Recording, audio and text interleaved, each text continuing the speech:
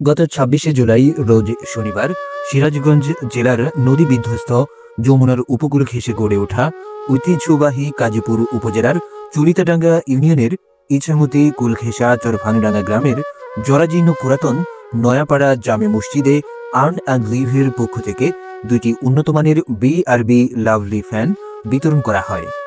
উক্ত বিতরণী প্রোগ্রামে উপস্থিত ছিলেন সংগঠনের কাজীপুর সিরাজগঞ্জ জেলা কমিটির স্বেচ্ছাসেবক বৃন্দ, যাদের মধ্যে বিশেষভাবে উল্লেখযোগ্য রফিক হাসান, ইয়াসিন আলী, রাজীব সহ আরো অনেকে। এবং আরও উপস্থিত ছিলেন উক্ত মসজিদের সম্মানিত ইমাম ও খতিব হাফিজ মাওলানা মুহাম্মদ সানাউল্লাহ এবং মসজিদের সভাপতি তোজাম্মেল হক সহ আরো অনেক মুসল্লিবৃন্দ। হাফিজ মোহাম্মদ সানাউল্লাহ মসজিদের ফ্যানরা ভাই আমরা অত্যন্ত খুশি।